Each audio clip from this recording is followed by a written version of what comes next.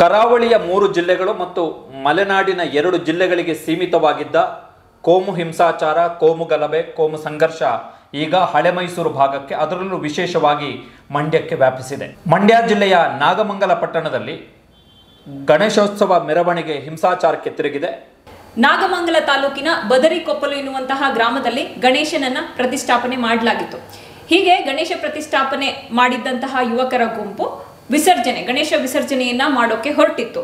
ಈ ಮೆರವಣಿಗೆ ನಾಗಮಂಗಲ ಪಟ್ಟಣವನ್ನ ತಲುಪ್ತಾ ಇದ್ದಂತೆ ನಾಗಮಂಗಲ ಟೌನ್ ನಲ್ಲಿರುವಂತಹ ದರ್ಗಾ ಒಂದರ ಮುಂದೆ ಸಾಕ್ತಾ ಇದ್ದಂತಹ ಈ ಮೆರವಣಿಗೆಯ ಟೈಮ್ನಲ್ಲಿ ಅಲ್ಲಿಯೇ ಕೆಲ ಹೊತ್ತು ಏನು ಯುವಕರು ಮೆರವಣಿಗೆಯನ್ನ ನಡೆಸ್ತಾ ಇದ್ರು, ಅಲ್ಲಿ ಸ್ಟಾಪ್ ಮಾಡಿ ಆ ಮಸೀದಿ ಬಳಿಯೇ ಯುವಕರ ಗುಂಪು ಜೈ ಶ್ರೀರಾಮ್ ಎನ್ನುವಂತಹ ಘೋಷಣೆಯನ್ನ ಕೂಗಿದ್ರು. ಅಲ್ಲದೆ ಡ್ಯಾನ್ಸ್ ಅನ್ನು ಕೂಡ ಮಾಡ್ತಾ ಇದ್ರು ಮ್ಯೂಸಿಕ್ಗೆ. ಸೊ ಇದನ್ನ ಅಲ್ಲಿದ್ದಂತಹ ಕೆಲ ಮುಸಲ್ಮಾನ ಯುವಕರು ಪ್ರಶ್ನೆ ಮಾಡಿದ್ದಾರೆ.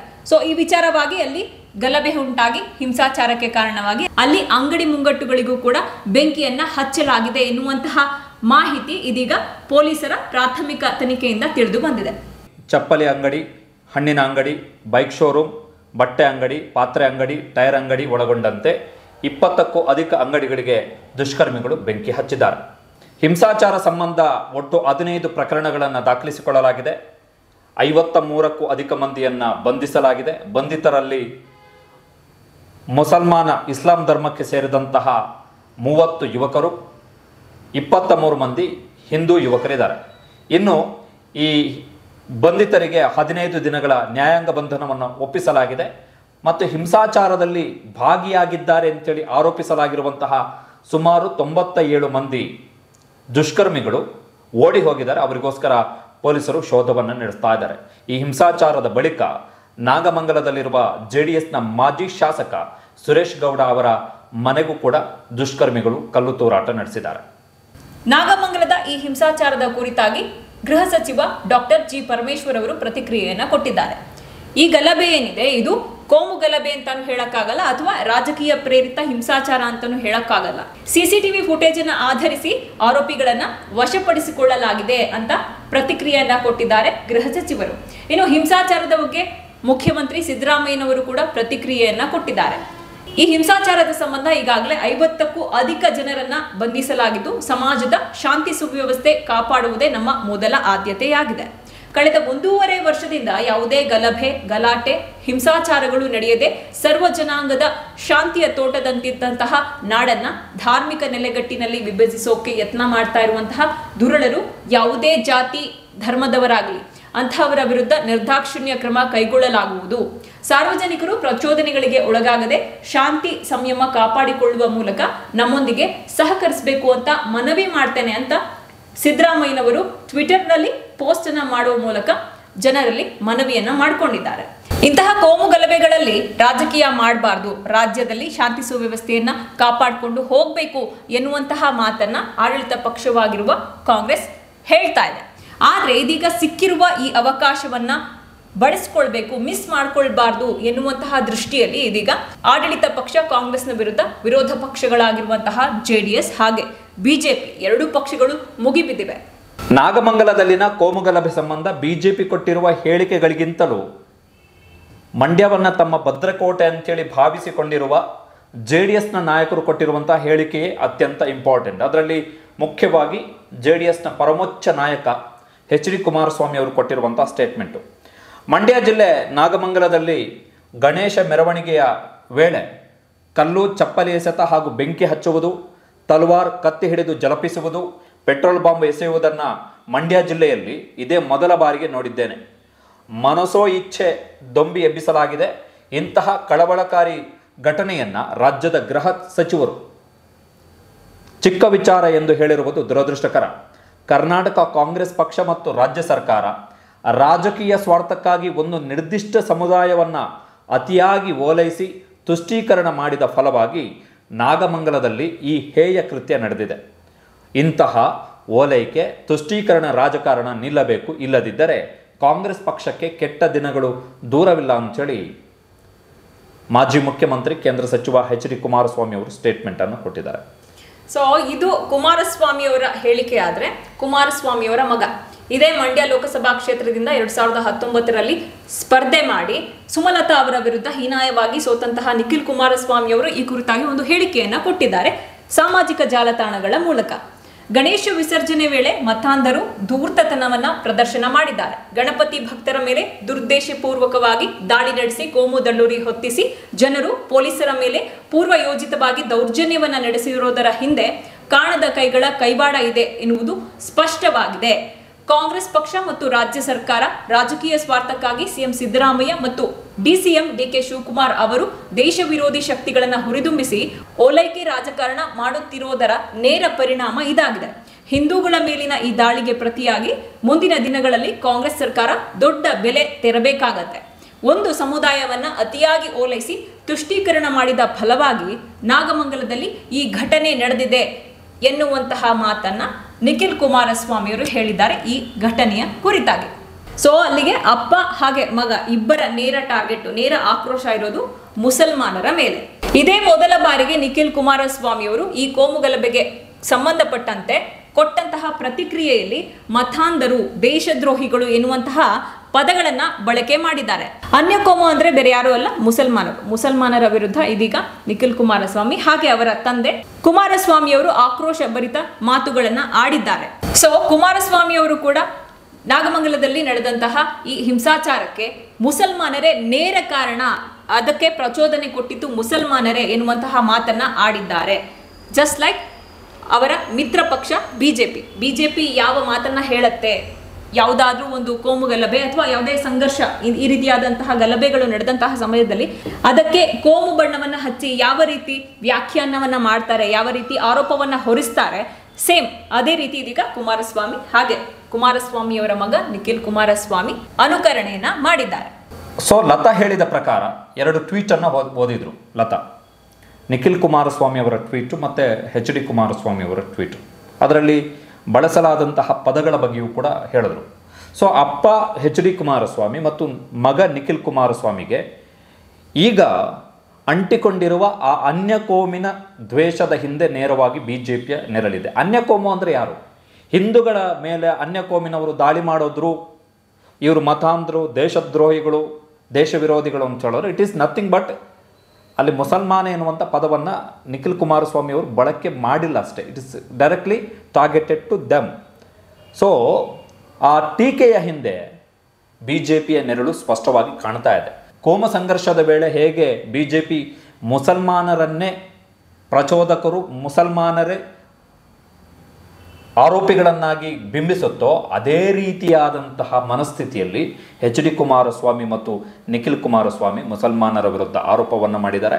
ಕರ್ನಾಟಕದಲ್ಲಿ BJP ಸರ್ಕಾರ ಇದ್ದಂತಹ ಸಂದರ್ಭದಲ್ಲಿ ಮಂಗಳೂರಿನಲ್ಲಿ ನಡೆದಂತಹ ಕೋಮು ಹಿಂಸಾಚಾರ ಇರ್ಬೋದು, ಹುಬ್ಬಳ್ಳಿಯಲ್ಲಿ ನಡೆದಂತಹ ಕಲ್ಲಂಗಡಿ ವ್ಯಾಪಾರಿ ಮೇಲಿನ ಹಲ್ಲೆ ಪ್ರಕರಣ ಇರ್ಬೋದು, ಇಂತಹ ಕೆಲವು ಸಂಘರ್ಷಗಳು, ಕೋಮು ಸಂಘರ್ಷಗಳು ನಡೆದಂತಹ ಸಂದರ್ಭದಲ್ಲಿ ಆಗ ಕುಮಾರಸ್ವಾಮಿ ನೇರವಾಗಿ BJPಯ ವಿರುದ್ಧ, RSSನ ವಿರುದ್ಧ, ಹಿಂದೂ ಸಂಘಟನೆಗಳ ವಿರುದ್ಧ ನೇರ ಟೀಕೆ ಟಿಪ್ಪಣಿಗಳನ್ನು ಮಾಡ್ತಾ ಇದ್ರು. ಏನು ಭಾರೀ ಒಂದು 24 ವರ್ಷ 25 ವರ್ಷ ಈ ಥರ ಬರೀ ಸಿಕ್ಕಾಪಟ್ಟೆ ಹಿಂದೆ ಅಲ್ಲ, ಇತ್ತೀಚೆಗೆ ಒಂದು 2-3 ವರ್ಷದ ಅಂತರದಲ್ಲಿ BJPಯವರು ಅಧಿಕಾರದಲ್ಲಿದ್ದಂತಹ ಸಂದರ್ಭದಲ್ಲಿ. ಬಟ್ ಈಗ ಕುಮಾರಸ್ವಾಮಿಯವರ ಶಾಲಿನ ಬಣ್ಣದಲ್ಲಿ ಕೇಸರಿ ಮಿಕ್ಸ್ ಆಗಿಬಿಟ್ಟಿದೆ, BJPಯ ಕೇಸರಿ. ಹಾಗಾಗಿ ಅದರ ಎಫೆಕ್ಟು ಕಾಣಿಸ್ಕೊಳ್ತಾ ಇದೆ. ಮುಸಲ್ಮಾನರನ್ನ ತೆಗಳಿ ತನ್ನ ಮಿತ್ರ ಪಕ್ಷದ ಓಲೈಕೆಯನ್ನ ಪಡೆದುಕೊಳ್ಬೇಕು, ಓಲೈಕೆ ಮಾಡಬಹುದು BJPಯನ್ನ ಎನ್ನುವಂತಹ ಲೆಕ್ಕಾಚಾರದಲ್ಲಿರುವಂತಹ ಕುಮಾರಸ್ವಾಮಿಯವರು ಈ ಹೇಳಿಕೆಯನ್ನ ಕೊಡೋದು ಸಹಜ. ಆದರೆ ತಮ್ಮ ಪುತ್ರ ನಿಖಿಲ್ ಕುಮಾರಸ್ವಾಮಿಯವರು ಹೀಗೆ ಮುಸಲ್ಮಾನರ ಕುರಿತಾಗಿ ಏನು ಇದೀಗ ಪೋಸ್ಟ್ ಅನ್ನ ಹಾಕಿದ್ದಾರೆ. ಅದಕ್ಕೆ ಮತ್ತೊಂದು ಕಾರಣ ಕೂಡ ಇದೆ. 2023ರಲ್ಲಿ ನಡೆದ ವಿಧಾನಸಭೆ ಚುನಾವಣೆಯಲ್ಲಿ ರಾಮನಗರದಿಂದ ಕಂಟೆಸ್ಟ್ ಮಾಡಿದ್ದ ನಿಖಿಲ್ ಕುಮಾರಸ್ವಾಮಿ ಅವರು ಹೀನಾಯವಾಗಿ ಸೋಲನ್ನ ಕಂಡ್ರು. ರಾಮನಗರ ವಿಧಾನಸಭಾ ಕ್ಷೇತ್ರದಲ್ಲಿ ಮುಸಲ್ಮಾನರು ಕೂಡ ಡಿಸೈಡಿಂಗ್ ಫ್ಯಾಕ್ಟರ್. ಸೊ ಹೀಗಾಗಿ ಕಳೆದ ಬಾರಿ ಏನು ವಿಧಾನಸಭೆ ಚುನಾವಣೆಯಲ್ಲಿ ಕಂಟೆಸ್ಟ್ ಮಾಡಿ ಸೋಲಿಸಿದ್ರು, ನನ್ನ ಮಗನನ್ನ ಈ ಮುಸಲ್ಮಾನ ವರ್ಗದವರೇ ಸೋಲಿಸಿದ್ರು ಎನ್ನುವಂತಹ ಅಭಿಪ್ರಾಯ ಕುಮಾರಸ್ವಾಮಿ ಅವರದ್ದು, ಹಾಗೆ ಅಭ್ಯರ್ಥಿಯಾಗಿದ್ದ ನಿಖಿಲ್ ಕುಮಾರಸ್ವಾಮಿ ಅವರದ್ದು ಕೂಡ. ಹೀಗಾಗಿ ಕುಮಾರಸ್ವಾಮಿ ಅವರು ಹಾಗೆ ಅವರ ಪುತ್ರ ನಿಖಿಲ್ಗೆ ಮುಸಲ್ಮಾನರ ಕುರಿತಾಗಿ ಯಾವುದೇ ಕನಿಕರ ಇಲ್ಲ. ಇನ್ನು ಜೆಡಿಎಸ್ಗೆ ಮುಸಲ್ಮಾನರ ಮತಗಳ ಅಗತ್ಯವೂ ಇಲ್ಲ. ಈ ಮಾತನ್ನ ಕುಮಾರಸ್ವಾಮಿಯವರೇ ಬಹಿರಂಗವಾಗಿ ಘೋಷಣೆ ಮಾಡಿದ್ದು ಆಗಿದೆ. ಕಳೆದ ಬಾರಿಯ ವಿಧಾನಸಭೆ ಚುನಾವಣೆಯಲ್ಲಿ ರಾಮನಗರದಲ್ಲಿ ಒಂದು ವೇಳೆ ನಿಖಿಲ್ ಕುಮಾರಸ್ವಾಮಿಯವರು ಗೆದ್ದಿದ್ರೆ ಅವರ ರಾಜಕೀಯ ಭವಿಷ್ಯ ಉಜ್ವಲವಾಗ್ತಾ ಇತ್ತು. ಹಾಗೆ ನನ್ನ ಮಗ ಮೊದಲ ಬಾರಿಗೆ ವಿಧಾನಸೌಧದ ಮೆಟ್ಟಿಲನ್ನ ಹತ್ತುತ್ತಾ ಇದ್ದ. ಅದರ ಜೊತೆಗೆ ತಮ್ಮ ಸಹೋದರ ರೇವಣ್ಣನವರ ಕುಟುಂಬಕ್ಕೆ ಟಕ್ಕರ್ ಕೊಡಬಹುದು ಎನ್ನುವಂತಹ ಲೆಕ್ಕಾಚಾರ ಹಾಕೊಂಡಿದ್ದಂತಹ ಕುಮಾರಸ್ವಾಮಿಯವರಿಗೆ ರಾಮನಗರದಲ್ಲಿ ಮಗನ ಸೋಲು ದೊಡ್ಡ ಆಘಾತವನ್ನ ಕೊಟ್ಟಿತ್ತು. ಹಾಗೆ ಕುಮಾರಸ್ವಾಮಿಯವರ ಲೆಕ್ಕಾಚಾರ ಎಲ್ಲ ಕೂಡ ಉಲ್ಟಾ ಪಲ್ಟಾ ಆಗಿತ್ತು. ಕಟ್ಟರ ಹಿಂದುತ್ವದ ಪಕ್ಷ ಬಿಜೆಪಿಯನ್ನು ಓಲೈಸಿಕೊಳ್ಳುವ ಅನಿವಾರ್ಯತೆಯಲ್ಲಿ ಕುಮಾರಸ್ವಾಮಿಯವರಿದ್ದಾರೆ. ಒಂದು ವೇಳೆ ಬಿಜೆಪಿ ಜೊತೆಗೆ ಮೈತ್ರಿ ಮಾಡಿಕೊಳ್ಳದೇ ಇದ್ದಲ್ಲಿ ಕುಮಾರಸ್ವಾಮಿ ಆಗಲಿ ಅಥವಾ ನಿಖಿಲ್ ಕುಮಾರಸ್ವಾಮಿ ಆಗಲಿ ಇಂತಹ ಹೇಳಿಕೆಯನ್ನು ಕೋಮು ಗಲಭೆಗೆ ಸಂಬಂಧಪಟ್ಟ ಹಾಗೆ ಕೊಡ್ತಾ ಇರಲಿಲ್ಲ. ಅನ್ಯ ಕೋಮು, ಮತಾಂಧರು, ದೇಶದ್ರೋಹಿಗಳು, ಪುಂಡರು ಈ ಪದಗಳನ್ನು ಖಂಡಿತವಾಗಿಯೂ ಕುಮಾರಸ್ವಾಮಿಯು ಬಳಸ್ತಾ ಇರಲಿಲ್ಲ. ನಿಖಿಲ್ ಕುಮಾರಸ್ವಾಮಿ ಮೊದಲೇ ಬಳಸ್ತಾ ಇರಲಿಲ್ಲ. ಆದರೆ ಸಹವಾಸ ದೋಷವೋ ಲಾಭವೋ ಭವಿಷ್ಯದಲ್ಲಿ ಗೊತ್ತಾಗುತ್ತೆ. ಸದ್ಯಕ್ಕಂತೂ ಲಾಭ ಆಗಿದೆ ಅಂಥೇಳಿ JDSನವರು ಅವರ ಪಾಡಿಗೆ ಅಂದ್ಕೊಂಡಿದ್ದಾರೆ. ಇನ್ನು ಲೋಕಸಭಾ ಚುನಾವಣೆಗೆ 3 ತಿಂಗಳು ಬಾಕಿ ಇದ್ದ ಹೊತ್ತಲ್ಲಿ ಮಂಡ್ಯ ಜಿಲ್ಲೆಯ ಕೆರಗೋಡುವಿನಲ್ಲಿ ನಡೆದಿದ್ದಂತಹ ಹನುಮ ಧ್ವಜ ವಿಚಾರದಲ್ಲೂ ಕೂಡ ಬಿಜೆಪಿಗಿಂತಲೂ ಅಧಿಕ ಆಕ್ರೋಶಭರಿತರಾಗಿದ್ದು ಇದೇ ಕುಮಾರಸ್ವಾಮಿ. ಅಂದರೆ ಈಗ ಕುಮಾರಸ್ವಾಮಿ ಮತ್ತು ಅವರ ಮಗ ನಿಖಿಲ್ ಕುಮಾರಸ್ವಾಮಿ ಬಿಜೆಪಿಗಿಂತಲೂ JDSನ್ನು ಕಟ್ಟರ್ ಹಿಂದುತ್ವದ ಪಕ್ಷವನ್ನಾಗಿ ಬದಲಾಯಿಸಿಬಿಟ್ಟಿದ್ದಾರೆ.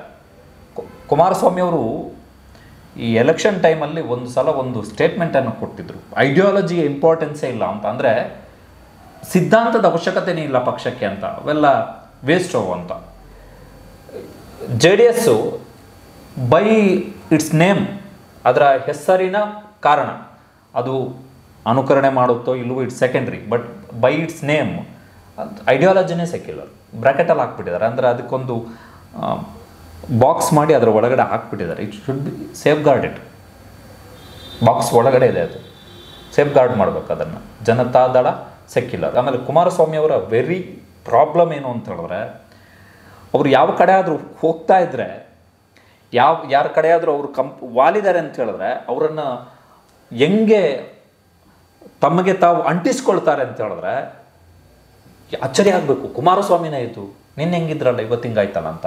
ಅದೇ ಕುಮಾರಸ್ವಾಮಿ ಅವರು ಯಾರನ್ನು ತಾವು ಅಂಟಿಸ್ಕೊಳ್ತಾರೋ ಅವರಿಂದ ದೂರ ಆಗಿಬಿಟ್ರೆ ಅಂಟಿಸಿಕೊಂಡವರ ಜನ್ಮ ಜಾಲಾಡ್ಬಿಡ್ತಾರೆ. Typical characteristics of mister Kumaraswamy.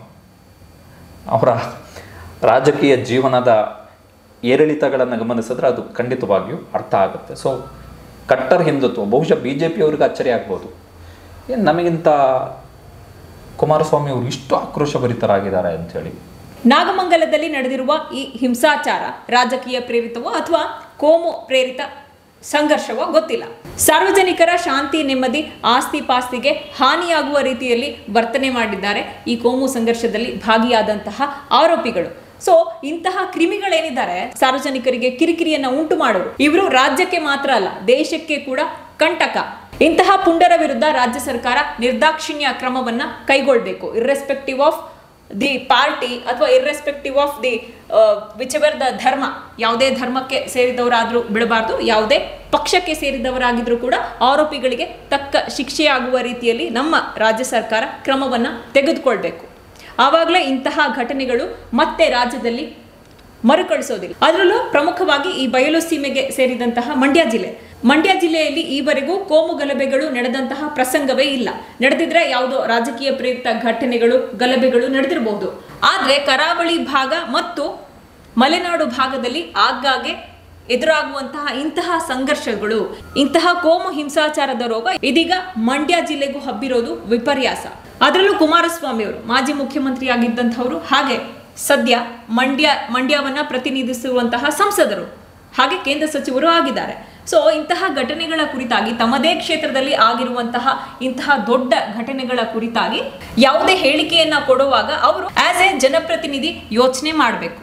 ಅದ್ಬಿಟ್ಟು ಬಿಜೆಪಿಯವರನ್ನ ಓಲೈಕೆ ಮಾಡುವ ಸಲುವಾಗಿ ಈ ರೀತಿಯಾದಂತಹ ಮತ್ತೆ ಪ್ರಚೋದನಾಕಾರಿ ಹೇಳಿಕೆಗಳನ್ನ ಕೊಡೋದ್ರಿಂದ ಕುಮಾರಸ್ವಾಮಿಯವರಿಗೆ ಲಾಭವಂತೂ ಆಗೋದಿಲ್ಲ, ಮತ್ತೆ ನಷ್ಟನೇ. ಸೊ ಲತಾ ಹೇಳಿದ ಹಾಗೆ ರುತ್ಲೆಸ್ ಆಗಿ ಹ್ಯಾಂಡಲ್ ಮಾಡ್ಬೇಕು ಇದನ್ನು. ರುತ್ಲೆಸ್ ಅಂತ ಹೇಳಿದ್ರೆ ದೇವರ ಹೆಸರಲ್ಲಿ, ಧರ್ಮದ ಹೆಸರಲ್ಲಿ, ಅದು ಹಿಂದೂಗಳಿರ್ಬೋದು, ಮುಸಲ್ಮಾನರು ಇರ್ಬೋದು, ಒಂದು ವೇಳೆ ಹಿಂಸಾಚಾರ ನಡೆಸಿದ್ರೆ ಅವರನ್ನು ರುತ್ಲೆಸ್, ಯಾರು ಹಿಂದೂಗಳು, ಎಲ್ಲ ಹಿಂದೂಗಳು ಹೋಗಿ ಗಲಾಟೆ ಮಾಡಲ್ಲ, ಎಲ್ಲ ಮುಸಲ್ಮಾನರು ಹೋಗಿ ಗಲಾಟೆ ಮಾಡಲ್ಲ. ಕೆಲವು ಕ್ರಿಮಿಗಳು ಅಂತ ಇರ್ತವೆ. ಆ ಕ್ರಿಮಿಗಳಿಗೆ ಕೀಟನಾಶಕ, ಕ್ರಿಮಿನಾಶಕವನ್ನು ಸಿಂಪಡಣೆ ಮಾಡಬೇಕು. ಇಲ್ಲದಿದ್ದರೆ ಲತಾ ಹೇಳಿದ ಹಾಗೆ ಮಂಡ್ಯ ಇಂತಹ ಘಟನೆಗಳಿಗೆ ಇದುವರೆಗೆ ಸಾಕ್ಷಿಯಾದಂತಹ ಜಿಲ್ಲೆ ಅಲ್ಲ. ಮೈಸೂರಲ್ಲಿ ಟ್ರೈ ಮಾಡಿದರು, ಬಟ್ ಮಂಡ್ಯದಲ್ಲಿ ಲೋಕಸಭಾ ವಿಧಾನಸಭಾ ಚುನಾವಣೆಯ ಸಂದರ್ಭದಲ್ಲೂ ಕೂಡ ಇತಿಹಾಸ, ಟಿಪ್ಪು ಸುಲ್ತಾನ್ ವರ್ಸಸ್ ಹಿಂದೂಗಳ ವಿರುದ್ಧ ಎತ್ತಿಕಟ್ಟುವಂಥ ಪ್ರಯತ್ನ ಮಾಡಿದಾಗ್ಯೂ ಕೂಡ ಮಂಡ್ಯದ ಜನ ಅದನ್ನು ಸ್ವೀಕಾರ ಮಾಡಲಿಲ್ಲ. ಸೊ ಆ ಪ್ರಬುದ್ಧತೆ ಇದೆ ಆ ಭಾಗದ ಜನಕ್ಕೆ, ಶಾಂತಿ ಪ್ರಿಯರು, ಆ ಪ್ರಬುದ್ಧತೆ ಇದೆ, ಆ ಗಾಂಭೀರ್ಯತೆ ಇದೆ. ಸೊ ಅಂತಹ ಜಿಲ್ಲೆಗೆ ಈ ಅಂಟುಜಾಡ್ಯ, ಕರಾವಳಿ ಮತ್ತು ಮಲೆನಾಡಿನ ಬುದ್ಧಿವಂತರ 2 ಜಿಲ್ಲೆಗಳಲ್ಲಿ ಹಬ್ಬಿರುವಂತಹ ಈ ಅಂಟು ರೋಗ, ಸಾಂಕ್ರಾಮಿಕ ರೋಗ, ಮಲೆನಾಡಿನ 2 ಜಿಲ್ಲೆಗಳಲ್ಲಿ ಅಂಟಿರುವಂಥ ಈ ಸಾಂಕ್ರಾಮಿಕ ರೋಗ, ಇದು ಮಂಡ್ಯ ಜಿಲ್ಲೆಗೆ ವ್ಯಾಪಿಸ್ತಾ ಇರುವಂಥದ್ದು ಆತಂಕಕಾರಿ ಬೆಳವಣಿಗೆ. ರುತ್ಲೆಸ್ ಆಗಿ ಹ್ಯಾಂಡಲ್ ಮಾಡಬೇಕು, without any pin of mercy. ಒಂದು ಸಣ್ಣ ಸೂಜಿ ಮನೆಯಷ್ಟು ಕೂಡ ಕನಿಕರ ಇಲ್ಲದೆ ಯಾರು ಈ ಗಲಾಟೆ ಮಾಡಿದ್ದಾರೆ ಅವ್ರನ್ನ ಗಡಿಪಾರು ಮಾಡಿಬಿಡ್ಬೇಕು. ಅವ್ರು ಮತ್ತೆ ಆ ಮಂಡ್ಯ ಜಿಲ್ಲೆಗೆ ಇನ್ನೊಂದು 10 ವರ್ಷ ಬರಬಾರ್ದು, ಮರ್ತು ಬಿಡ್ಬೇಕು ಅವ್ರು ಮಂಡ್ಯನ. ಎಲ್ಲಾದರೂ ಬೇರೆ ಕಡೆ ಹೋಗಿ, ಬೇರೆ ಊರಿಗೆ ಹೋಗಿ ದುಡ್ದು ತಿಂದು ಬರಬೇಕು. ಆ ಥರದ ವ್ಯವಸ್ಥೆಗಳಾಗಬೇಕು. ಇಲ್ಲದೆ ಆಮೇಲೆ ಇಂತಹ ಘಟನೆಗಳಾದ ತಕ್ಷಣ ಕಾರ್ಯಕ್ರಮದ ಆಯೋಜಕರು ಯಾರಿರ್ತಾರೆ, ದೇ ಶುಡ್ ಬಿ ಪನಿಷ್ಡ್ ರುತ್ಲೆಸ್. ಅವನು ಇನ್ನೊಂದು ಸಲ ಇದಕ್ಕೆ ಪರ್ಮಿಷನ್ ಕೇಳುವಂಥ ಸಂದರ್ಭದಲ್ಲಿ ಈ should be the first responsible person. ಇಂತಹ ಘಟನೆ, ಅದು ಹಿಂದೂಗಳ ಕಾರ್ಯಕ್ರಮ ಇರ್ಬೋದು, ಮುಸಲ್ಮಾನರ ಕಾರ್ಯಕ್ರಮವೂ ಇರ್ಬೋದು, ಇಂತಹ ಘಟನೆಗಳಾದಂತಹ ಸಂದರ್ಭದಲ್ಲಿ ಯಾರು ಅದರ ಆಯೋಜನೆ ಮಾಡ್ತಾರೆ ಅವನಿಗೆ ತಲೆಯಲ್ಲಿ ಇರಬೇಕು, I shouldn't allow this to happen ಅಂತ. ಗೌರ್ಮೆಂಟು ಅಷ್ಟೇ, ಯಾರಿಗೋ ಬೇಸರ ಆಗುತ್ತೆ, ಅವ್ರಿಗೇನು ಅನ್ಕೋತಾರೋ, ಇವ್ರೇನು ಅನ್ಕೋತಾರೋ, ಅವರಿಗೆ ಲಾಠಿ ಏಟು ಬಿದ್ದರೆ ಏನಾಗಲ್ಲ, ಬೀಳಬೇಕು, ಬಿದ್ದು ಸರಿಯಾಗುತ್ತೆ, ಗಡಿಪಾರು ಮಾಡಿಬಿಡಿ. ಈಗ ಮತ್ತೆ ಶುರುವಾಗುತ್ತೆ ಮಂಡ್ಯಕ್ಕೆ ಟೂರು.